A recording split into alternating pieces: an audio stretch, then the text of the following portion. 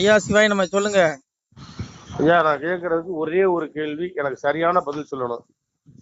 சொல்லிடுவோம். அண்ணாமலைக்கு பதவி கொடுப்பாங்களா கொடுக்க மாட்டாங்களா? யாருக்கு அண்ணாமலைக்கு கொடுப்பாங்க? தமிழகத்துல பாஜக கால் ஊழணுமா இல்ல மறுபடியும் நோட்டாவுக்கு போகணுமா? அண்ணாமலைக்கு பதவி கொடுப்பாங்கன்னா அண்ணாமலை திமுகவுக்கு ஜாலரா அடிக்கணும். சிங் அடிச்சா கொடுப்பாங்க. நீ ஏன் திமுக எதுக்குற? நாங்கெல்லாம் திமுக கூட அணைச்சி போல. அண்ணன் ஸ்டாலின் தமிழிசை அது சொல்லலையா? எவ்வளவு அழகா திமுக கூட உறவாடுறாங்க. அவங்களுக்கு 2 மாநில கவர்னர் பதவி கொடுக்கலையா? இலக்கணேசன் சொல்லவே வேண்டாம். மேடைக்கு மேடை திமுக புகழ்ந்திருக்காரு. பழைய வீடியோல எடுத்து பாருங்க. அப்போ அவருக்கு கவர்னர் பதவி. நம்ம ஐயா சிபிஆர் சொல்லவே வேண்டாம். சிபிஆர் துணை குடியரசு நேத்தைய மேடையில் சொல்லிட்டாரு. எனக்கு ஆளுநர் பதவி வந்ததா முத சண்டிவிகாரங்க தான் போன் பண்ணாங்க. அது வாயிலா தான் தெரிந்து கொண்டேன்னாரு. புரிஞ்சுக்கோங்க. நீ எதுக்கு ஏன் திமுக எதுக்குற? நீ ஏன் ஜாலரா அடி சிங் அடி, உனக்கும் கிடைக்கும். தன்மான சிங்கையா. இது ஒரு பதவிக்காக வரல. அண்ணாமலை நினைச்சிருந்தா எல்முருகன் பதவிய மந்திரி பதவியை அப்பதே காலி பண்ணிருக்கலாம். அது தெரியுமா உங்களுக்கு? மந்திரி பதவி வேண்டான்னு தூக்கி எரிஞ்சவரு. இந்த காலத்துல இப்படி ஒரு தலைவனாயா, இப்படி ஒரு மனுஷனாயா? இது மனுஷனாவே இருக்க முடியாது. இது அவதாரம் தான் சொல்லணும். ஏன்னா மனுஷ பயிலுக்கு விருப்பு காட்டு உட்பட்டவன் தான். ஆனா இந்த மனுஷன் பாருங்க, இந்த சின்ன வயசு, என்னை விட சின்ன வயசு தான். எனக்கு இன்னைக்கு எனக்கு 39 வயசு ஆகுது. என் வயசு தான் நினைக்கிறேன் அவருக்கு. சின்ன சரி பாத்துக்கோங்க. அப்ப அவருக்கே இவ்வளவு ஞானம். இந்த வயசுல எவனாவது மந்திரி பதவி வேண்டாம்னு சொல்லுவானா ஐயா? அன்னைக்கு கேட்டது என்ன? மந்திரி பதவியை தொடர்றீங்களா? வேண்டாம். அவர் தோத்தமே கூப்பிட்டாங்களா டெல்லிக்கு? எல்முருகனுக்கு விட்டு கொடுத்தாரு. இன்னைக்கு அண்ணாமலை விட்டு கொடுக்கலாம். எல்முருகன் மந்திரியா இருக்க முடியாது. ஆனா இந்த மனுஷனை தோக்கடிக்கிறானுங்க. இந்த மனுஷனை கட்சி விட்டு ஒதுக்குறானுங்க. இந்த கட்சி உருப்படாதியா வயிறுன்னு சொல்றேன். நீ அண்ணாமலை மீண்டும் தலைவராக்கனா இந்த கட்சி மீண்டும் தமிழ்நாட்டில் காலை ஊணும். இல்ல நீ வருகிற தேர்தல்ல மண்ணை கவுவ. நீ ஏற்கனவே யாருக்கெல்லாம் எம்எல்ஏ சீட்டு கொடுத்து அவனுக்கு தான் நீ மீண்டும் கொடுக்க போற. அவன் எல்லாம் மண்ணை கவுவான். எவனும் ஜெயிக்க மாட்டான். எழுதி வச்சுக்கோ. இங்க பாரு, பிஜேபியில எவனும் தியாகி கிடையாது. உண்மையான தியாகி யாரு தெரியுமா? பிஜேபி இருக்க தொண்டர்கள் மட்டும்தான்.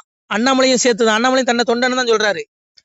இவங்க தான் இந்த கட்சி வளரணும், தன்மானத்தோட சொந்த காலில் நிக்கணும்னு நினைக்கிறானே ஒழிய, ஹெச் ராஜா விட்டுருங்க, எல்முருகன் விட்டுருங்க. அவங்களும் களப்போராளிகள். அவங்களெல்லாம் ஏத்துதான் ஆகணும். அதனால அவங்களெல்லாம் நான் ஏத்துக்கிறேன். மீதி எல்லாத்தையும் எடுத்துடுங்க. எல்லாம் பதவி ஏறி பிடிச்சவனுங்க. நீ திமுக கூட வேணாலும் கூட்டணி வை. எனக்கு எம்எல்ஏ சீட்டை கொடுத்துரு, நான் ஜெயிக்கணும். இதுதான் இவனுடைய கொள்கை. எவன் கூட கூட்டணி மானங்கட்டு தான் இருக்கும். ஐயா இது என்னய்யா? மனுஷனுக்கு வேணா தன்மானம், பதவி கிடையாது. அதனாலதான் மனுஷன் பதவி. நீ ஏடிஎம்கே கூட கூட்டணி வச்சா நான் தலைவர் பதவி ராஜினாமா பண்ணுவேன்னு சொன்னாரு. சொன்னதை செஞ்சாரா? எவனாவது செய்வானாயா? பதவி வெறி பிடிச்சவன் எவனாவது செய்வானா? செய்ய மாட்டான். ஆனா இவருக்கு பதவிங்கிற ஆசையே கிடையாது. ஒண்ணு எழுதி வச்சுக்கோங்க. எல்முருகன் என்னத்தையா சாதிச்சிட்டாரு? எல்முருகன் அப்படியே அந்த மந்திரியானவனே அப்படியே தூக்கி நட்டிடுவாரு, கீழே அப்படியே திமுக பந்தாடிடுவாரு. நாங்க ஒண்ணுங்க எங்க இருக்காருன்னே தெரியல. நீ ஹெச்ராஜாவை கொடுத்துருக்கலாம் அந்த பதவியை, பேராசிரியர் சீனிவாசன் கொடுத்துருக்கலாம். அதனால புரிஞ்சுக்கோங்க. இங்க உண்மையா உழைக்கிறவங்களுக்கு பதவி கொடுக்க மாட்டானுங்க.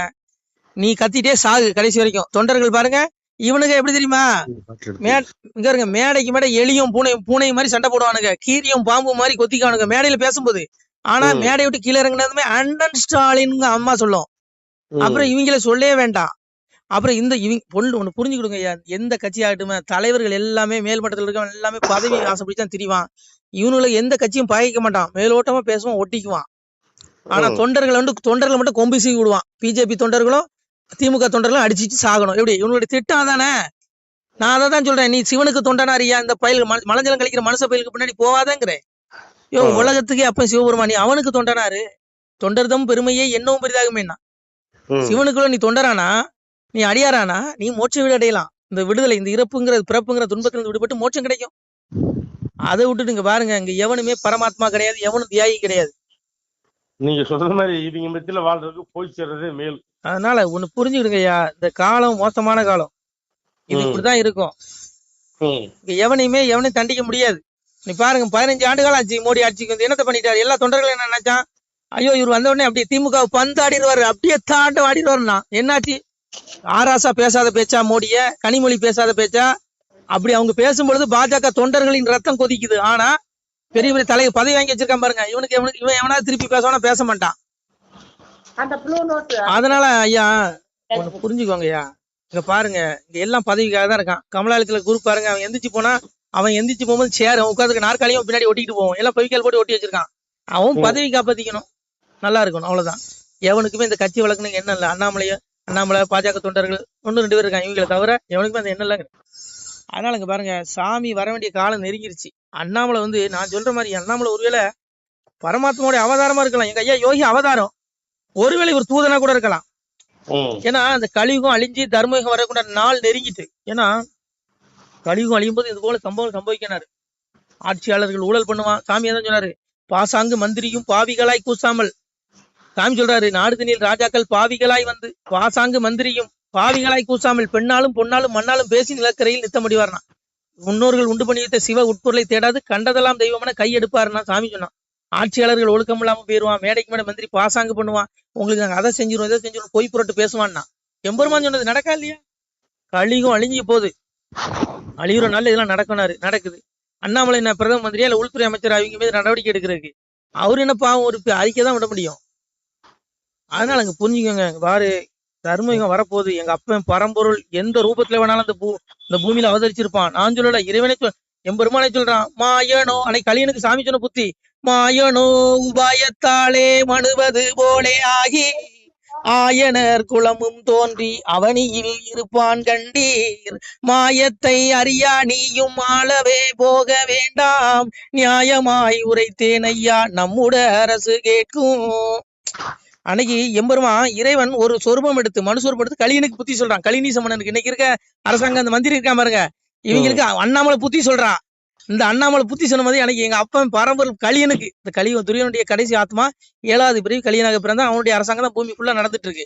அப்ப கலியனாக அவன் ஆளும்போது அவனுக்கு புத்தி சொல்றான் எங்க அப்பன் பரம்பொருள்.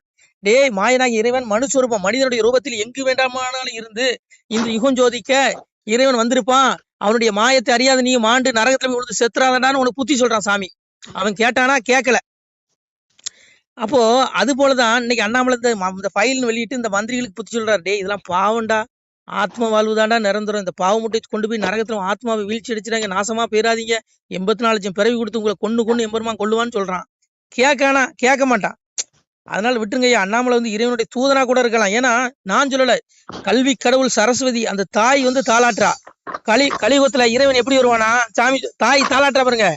தார தர தர தாராரு தார தர தர தாராரு உலகம் 14 ஒரு கூடைக்குள் ஒரு சொல் மொழிக்கால வந்தவரு இலகு பிரகாச சுவடு கொண்டு இளங்கும் பதியாள பிறந்தவரு வம்பு கலியுக குளமறுக்க வைந்தர் பதியாள வந்தவரு அம்புக்கணை ஒன்றும் இல்லாமலே அறுக்க வந்தாரோ கலிதனையும் கூட படைகள் துணை இல்லாமலே குறும்பை அடக்க வந்தவரோ சாடத்தலையாரி ஒன்றில்லாமல் சதைக்க வந்தாரோ கலியுகத்தை வாழும் ஆயுதம் எடுக்காமலே வதைக்க வந்தாரோ கலியுகத்தை கோளு பேய்களை கிரகங்களை கொல்ல வரம்பற்ற நாரணனோ காணா கருவான குருமூலமோ கர்த்தன் கர்த்தாதி கடவுள்தானோ தார தர தர தாராரோ தார தர தர தாராரோ. அன்னை கலைவாணி பாடுறா. தாய் கல்வி கடவுள் தாய் சொல்ற இறைவன் எப்படி வருவானா கலியுகத்துல? ஒரு 14 உலகத்தையும் ஒரு குடைக்கு கீழால எம்பெருமான் வருவான். ஒரு சொல் மொழிக்கால இலகு பிரகாச சுவடு கொண்டு, அதாவது எதா தித்ய கதம் தேஜோ ஜகத் பாசி தேசிகளும் சந்திரமசி எச்சாக்கனோ தத் தேஜோதி மாமாங்கிற, அதாவது இறைவன் எப்ப எத்தன்மையானவனா, ஒரே நேரத்தில் 1000 சூரியன் உதித்தால் எவ்வளவு வெளிச்சம் கிடைக்குமோ அவ்வளவு அதையும் விட அதிகமான ஒளி பொருந்தியவனா. ஒரு சூரியனுக்கு எவ்வளவு வெளிச்சம்னா இந்த ஒரு சூரியன் நம்ம கண்ணில் பார்க்க முடியாதா? முடியாது. அப்ப 1000 சூரியனை விட அதிகமான ஒளி உடையவனா. அப்பேற்பட்ட இறைவன் எங்க அப்பன் பரம்பொருள் எங்க அப்பா இந்த உலகத்துல எப்படி வருவானா, இலகு பிரகாச சுவடு கொண்டு வருவானா. இந்த கலியுகத்தை இருக்க வம்பு கலிக குளம் இருக்க வருவானா. அம்புக்கணை ஒன்னும் எடுத்துட்டு வர மாட்டான். ஏன்னா இவனு புழுப்பூச்சி, இவனுல கொள்றதுக்கு இந்த நீச குளம், இந்த படுபாவிகள், இந்த மாதிரி ஊழல் பண்றா பாருங்க, இந்த பெருச்சாளிகள், இந்த ரவுடிப்பைய, இந்த காட்டு மிராண்டிகள், இவனுகள் எல்லாம் அழிக்கிறதுக்கு எங்க அப்பன் சொல்றா பாருங்க அம்புக்கணை. எங்க அம்மா சொல்ற அம்புக்கணை ஒன்னையும் கொண்டு வர மாட்டான். ஏன்னா இவன் புழுப்பூச்சி, இவனை நசுக்கிறதுக்கு எதுக்குடா அம்புக்கணைங்கிறா. அப்புறம் கூட படைகளை கூட்டிட்டு வர மாட்டானா. ஏன்னா இறைவன் ஒவ்வொரு யுகத்திலையும் பாத்தீங்கன்னா கூட படைகளோட வந்தான். சங்கு சக்கரத்தோட வந்தான், பெரிய அந்த சொரூபத்துல வந்தான். அன்னைக்கு சூரனை அழிக்கிறதுக்கு எங்க அப்பன் வேலாயுதத்தை எடுத்துட்டு வந்தான். இப்படி ஒவ்வொரு யுகங்களும் பாத்தீங்கன்னா ராவணனை அழிக்கிறதுக்கு ராமபாணத்தை கொண்டு வந்தான். இப்படி ஒவ்வொரு யுகங்களிலையும் அசுரர்களையும் இந்த இந்த அசுர கூட்டங்களை அழிக்கிறதுக்கு ஆயுதத்தை கொண்டு வந்தான். ஆனா இந்த கலியுகத்துல அப்பா என்ன பண்ணுவானா, ஆயுதமே கொண்டு வர மாட்டானா. அதான் சொல்றாம இருக்க, வாழும் ஆயுதம் எடுக்காமலே வதைக்க வந்தாரு கலியுகத்தை. அப்போ எந்த இதுவே கொண்டு வர தனி மரமா சிங்கிளா ஒரு சாதாரண மனுஷனை போல வருவானா. அப்பா கலைவாணி சொல்றா தாய் சரஸ்வதி. அப்போ அண்ணாமலை பாருங்க, ஒரு மனுஷன் ஒத்த மனுஷன், அவர் பின்னாடி பிஜேபி கட்சி கூட இப்ப எல்லாம் ஓர கட்டிட்டானுங்க. ஆனா அத்தனை ஊழல்வாதி மந்திரிகள் கண்ணுல விரல விட்டு ஆட்டுறான் பாருங்க. சாதாரண மனுஷனால இந்த வேலை செய்ய முடியாதுயா. ஒரு பரபிரம்மம் அண்ணாமலை சாதாரண மனுஷனா இருந்தாலும் கூட எங்க அப்பன் பரமாத்மா, எங்க அப்பன் அவனுக்குள்ள இருந்து வேலை செய்யறான், அண்ணாமலைக்குள்ள இருந்து இந்த வேலை செய்யறான். இல்ல நம்ம எதுக்க முடியாதுயா, புரிஞ்சுக்கோங்க. சாதாரண ஆளு எதுனா எவன் காணாம போயிட்டான் திமுக எதிர்த்து. இன்னைக்கு இந்த மனுஷன் ஒரு ஆளு நின்று கூட படைகள் இல்ல, அம்பு ஆயுதங்கள் இல்ல, ஒரு அப்படி தண்ணி வர ஒரு மைக்க பிடிச்சிட்டு கதற விடுறான். அப்போ அன்னைக்கு எங்க தாய் அன்னைக்கு கலியுகம் அழிகிற நாள்ல இந்த பாவிகளுடைய கொட்டத்தை ஆட்டத்தை அடக்கிறதுக்கு இறைவன் மனுச்சுரூபத்துல வருவான் அப்படின்னு கலைவாணி பாடுறா. ஆனா வரும்போது ஆயுதங்களை எடுத்துட்டு வர மாட்டான், கூட படைகளை கூட்டிட்டு வர மாட்டான். ஆனா இவனுங்களை அழிச்சிருவான்னு சொன்னான். நடக்கா இல்லையா? சாமி வந்துட்டாரா இல்லையா? அத்தனை பயில்கள் மட்டும் எத்தனை கோடி ஒண்ணா இருக்கட்டுடா, உன் தூக்கத்தை கெடுத்துட்டானா? நீ தூங்குறியா நிம்மதியா? இல்ல உன்னை தூங்க விட மாட்டான். அதுதான்டா சாமி. அததான் எங்க அப்பன் பரம்பரை சொன்னான். இறப்ப வடிவாய் இருந்து கலிதனையும் பிரம்மமாய் நின்று பக்தி சோதித்தேனாம், எங்கும் இருந்து எரிப்போம் கலிதனையும் சங்கில் இறந்து தான் வளர்ப்பேன் அன்போரேங்க. என் பிள்ளைகள் சாதுக்களை நான் இறப்புக்கு அப்புறம் அவனுக்கு மோட்ச விடு, என்னுடைய நித்திய விடு வைகுண்டத்துக்கு அழைச்சிக்கிறேன். ஆனா இந்த கலிநீச படுவாவிகளை மறைபொருளாக, கண்ணுக்கு புலப்படாத மறைபொருளாக இருந்து இவனுடைய நாள் முடிஞ்சதும் எவனை அனுப்பி அவனை கூப்பிட்டு நடு கேட்கிறேன், நரகத்துல தள்ளி ஆக்கினை தண்டனை கொடுத்த பிறகு இறப்புக்குரிய மண்ணுலகளை 84 லட்சம் பிறவி கொடுத்து இவனை கொன்னு எடுக்கிறேங்க. இவனுங்களா இன்னும் 1000 கோடி 50,000 கோடி வச்சுட்டு போடா, எவ்வளவு நாள்டா உனக்கு? 100 வருஷம் வாழ்ந்துருவா, அவ்வளவுதான். அப்பா கூடுவான், அழைப்பு வரும் அங்க இருந்து. புரியுதா உங்களுக்கு? அதனால பாருங்க, அப்பா அப்படி இல்லது ஒரு பயிலும் தப்ப முடியாது. தேடிக்க அப்பாவ தேடுனா உனக்கு முக்தி. அதனால அங்க பாருங்க, அந்த கலியுகம் இப்படிதான் அழியும். நான் சொல்லல, அப்பா சொல்றான் பாருங்க, அண்ட பகீரண்டம் வெள்ள ஒரு ஆயுதம் வந்திருக்குதடா, அண்ட பகீரண்டம் வெள்ள ஆயுதம் வெடித்ததுண்டால் துண்டு துண்டாய் போய் விடுவீர், துணை உண்டோ உங்களுக்கு? குலத்தை கெடுக்கின்ற கோடாரி காம்பது போல் உங்களுடைய பாவம் உங்களுக்கு சத்துருவாய் இருக்குதடா. குளத்தை கெடுக்கின்ற கோடாரி காம்பது போல் உங்களுடைய பாவம் உங்களுக்கு சத்துருவா. நான் செஞ்ச பாவம், நீங்க செஞ்ச பாவம். நம்ம இத்தனைக்கு 7 யுகம் 4 யுகம் தான் கணக்கு இருக்கு. கிரேதா திரேதா தோபர்களி 7 யுகம் கணக்குல அந்த யுகம் எத்தனை லட்சம் ஆண்டு இருந்ததுன்னு தெரியல. அத்தனை லட்சம் ஆண்டுகள் நம்ம பிறந்திருக்கோம், பிறந்து செத்துருக்கோம். அந்த யுகங்களில் நம்ம முக்தி அடையல. அதனால அந்த யுகங்களில் பிறந்த கர்மவினை அனுபவிப்பதற்காக இன்னைக்கு அணு ஆயுதம் கண்டுபிடிச்சு வச்சிருக்கான் பாருங்க. அண்டபகி 2 வெள்ள ஆயுதம் வெடித்ததுண்டால் துண்டு துண்டாய் போயிடுங்க. அன்னைக்கு அணு ஆயுதம் ரஷ்யா பண்றான், அமெரிக்கா பண்ண போறான். இது எல்லாம் யாரு? இந்த ஆயுதம் அப்பா நீ செஞ்ச பாவடா. இப்படி நீ மரணித்தால் நீ செய்த பாவங்கிறான். குளத்தை கெடுக்கின்ற கோடாரி காம்பது போல் உங்களுடைய பாவம் உங்களுக்கு சத்துருவா இருக்குதான். துண்டு துண்டா போவீங்க, நீ துண்டு துண்டா போயிருவீங்க. நடக்க இல்லையா? அதான் சொன்னான், கண்ணுக்குள் மணியையான காரண குருவேனியான விண்ணுக்குள் எவர்க்கும் யான வெளிச்சுடர் ஆனமூர்த்தி ஒண்ணுக்குள் ஒன்றாகி உலகம் ஈரல் அனைத்தும் காக்கும் அணுவுக்கும் கடந்த ஜோதி அறிவுளும் அறியாதேங்கிறான். இந்த உலகத்தை அளிக்கிற அணு ஆயுதமும் அவன் தான், சிவபெருமான் தான், எங்க அப்பன் தான். அதனால அங்க பாருங்க, உடல் அழிஞ்சிரும், எவனாலையும் காப்பாற்ற முடியாது இந்த உடலை. ஆனா ஆத்மா உலகமே அழிஞ்சாலும் அழியாது. எந்த அணு ஆயுதத்தாலும் ஆத்மா அழிக்க முடியாது.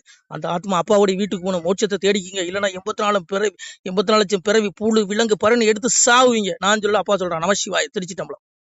சிவாய நம. திருச்சிட்டம்பலம், தில்லையம்பலம், பொன்னம்பலம். சிவாய நம. உறவுகளே, சிவ அன்பர்களே, தற்போது தாங்கள் இந்த வீடியோவில் பார்க்கக்கூடிய இடத்துல ஒரு சிவாலய திருப்பணி ஒன்று நடந்து கொண்டிருக்கிறது. இந்த இடத்துல பார்த்தீங்கன்னா, முன்பு ஒரு காலத்தில் ஒரு சிவாலயம் இருந்திருக்குது. அதாவது இந்த ஏரியா இப்போ ஒரு தென்னை மரங்கள் பனை மரங்கள் சூழ்ந்த காடாக இருக்கிறது. முன்பொரு காலத்தில் இங்கே ஒரு ஊர் இருந்ததாக சொல்கிறாங்க. ஆனால் இப்போது சுற்று வட்டாரத்தில் 5 கிலோமீட்டர் சுற்றுலா ஊரே கிடையாது, காடு. இப்போ இந்த இடத்துல ஒரு சிவாலயம் அமையிருக்கிறது. இந்த சிவாலயத்தில் இருந்த அந்த சாமியுடைய திருமணியை எடுத்து வச்சிட்டோம். திருப்பணி முடிஞ்சதுக்கப்புறம் பிரதிஷ்டை பண்ண இருக்கிற உறவுகளே, தற்போது இந்த வீடியோ பார்க்கக்கூடிய உறவுகள் தங்களால் முடிந்தால் ஒரு சின்ன உதவி செஞ்சு கொடுங்க. எங்கள் இடத்துல பொருளாதாரம் இல்லை. அதனால் பார்த்திங்கன்னா அந்த வேலையெல்லாம் அப்படியே நின்று போச்சு. பாருங்கள், இந்த அப்படியே பாதியிலே நிற்கிது இந்த சிவாலய திருப்பணி. பக்த கோடிகள், அன்பு உள்ளங்கள், தயவுசெய்து நீங்கள் உதவி செய்ய விருப்பமுள்ள உறவுகள் உதவுங்க. உங்களுக்கு கோடி புண்ணியம் கிடைக்கும். இந்த சாமியோடைய அருள் அனுகிரகம் உங்களுக்கு கண்டிப்பாக கிடைக்கும். இது ஒரு புகழ்பெற்ற சிவாலயம் கூட சொல்லலாம். சாமியோட திருமணியை எடுத்து வச்சிட்டோம். இந்த இடத்துல பார்த்தீங்கன்னா ஒரு வாசி தண்டம் இருக்குது. அந்த காலத்தில் ஒரு முனிவர் யாரோ தவம் செஞ்சுருக்காங்க. அவங்களுடைய வாசி தண்டம் அவர் திருக்கரங்களால் எழுதின ஓலைச்சுவடி கூட இன்றும் இருக்குது, இன்னும் பாதுகாக்கப்பட்டு வருது. அது கோயில் திருப்பணி முடிஞ்சதுமே அதையும் நாங்கள் அந்த வழிபாட்டுக்கு வச்சுடுவோம்.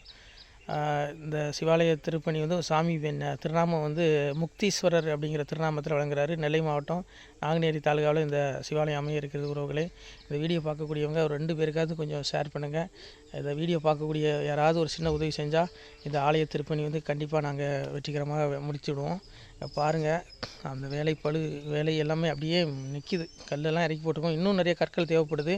சுவாமியோடைய அந்த திருக்கோபுரம் பார்த்திங்கன்னா லிங்க வடிவிலே அமைக்க இருக்கிறோம். உதவுங்கள் உறவுகளே. உங்களுக்கு அப்பா சிவபெருமானுடைய அருள் நிச்சயம் கிடைக்கும். எம்பெருமான் சொல்வான், வாழுவீர் தாழ்வில்லாமல் மக்களும் கிளைகள் கொஞ்சி நாளுமே மகிழ்ச்சியை கூர்ந்து நலமுடன் வாழும்போது நீளுமே எனது செங்கோல் நீதியும் நெறிபோல் வந்து ஆளுமே உங்கள் தன்னை அன்புடன் அலையாவண்ணம். உங்களை எம்பெருமானுடைய அப்பாவுடைய திருவாசகத்தாலேயே வாழ்த்துறோம் உறவுகளே.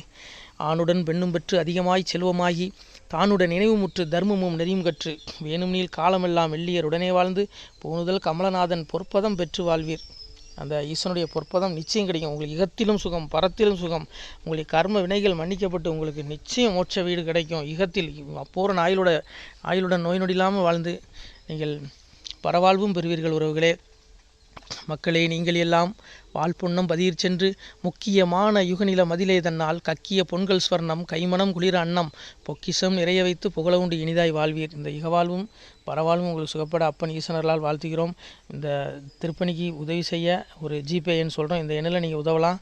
நீங்கள் இந்த எண்ணிலே நீங்கள் தொடர்பு கொள்ளலாம். ஜிபே, ஃபோன்பே, வாட்ஸ்அப் எல்லாம் இந்த நம்பர் தான். 93 85 44 31 06 93 85 44 31 06. இந்த எண்ணில் நீங்கள் உதவலாம், தொடர்பும் கொள்ளலாம்.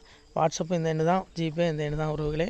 முடிந்த அளவுக்கு 2 பேருக்காக ஷேர் பண்ணுங்கள். இந்த வீடியோ பார்க்கக்கூடிய யாராவது ஒருத்தர் சின்ன உதவி, நீங்கள் வந்து பெரிய அளவில் செய்யணும் கூட, நீங்கள் ₹1 நீங்கள் தந்தாலும் மனசார வேண்டி ஏற்றுக்கிறோம் உறவுகளே. உதவுங்கள். முடிஞ்ச அளவுக்கு கொஞ்சம் ஷேர் பண்ணுங்கள். நன்றி. சிவாய நம. திருச்சிட்டம்பலம், தில்லையம்பலம், பொன்னம்பலம். உறவுகளே, நம்ம இந்த இடத்துல வாழ்ந்து மறைந்த ஒரு சித்த மகாபுருஷர் பயன்படுத்திய பல 100 ஆண்டுகளுக்கு முன்பு உள்ள வாசி தண்டம் ஒரு சித்த மகாபுருஷர் பயன்படுத்தியது. அவர் திருக்கரங்களால் எழுதிய அந்த ஓலைச்சுவடி கூட பாருங்கள், இன்னும் பாதுகாக்கப்பட்டு வருது. இந்த சிவாலயம், நம்முடைய அந்த சிவாலய திருப்பணி முடிந்ததுமே எம்பெருமான் அவர் எழுதிய அந்த சிவனை பற்றி புகழ்ந்து எழுதிய அந்த பாடல் வரிகள் இதில் இருக்குது. இந்த வாசி தண்டம் அவர் பிரதிஷ்டை செய்த அந்த லிங்க திருமேனியையும் இந்த இடத்துல நாம் இந்த ஆலயம் கட்டி நாம் பிரதிஷ்டை செய்திருக்கிறோம். அனைவரும் இந்த ஆலய பிரதிஷ்டைக்கு கண்டிப்பாக வரணும். முடிஞ்ச அளவுக்கு வீடியோ பார்க்குறவங்க உதவி பண்ணுங்கள் உறவுகளே. பொருளாதாரம் இல்லாமல் திருப்பணி நின்று போச்சு. முடிஞ்ச அளவுக்கு ஷேர் பண்ணுங்கள், உதவுங்க. நன்றி. நம சிவாய. திருச்சிட்டம்பலம், தில்லையம்பலம், பொன்னம்பலம். இந்த புண்ணியபலன் தங்களுக்கு உடானக்கூடியாக வரும் உறவுகளே. நம சிவாய.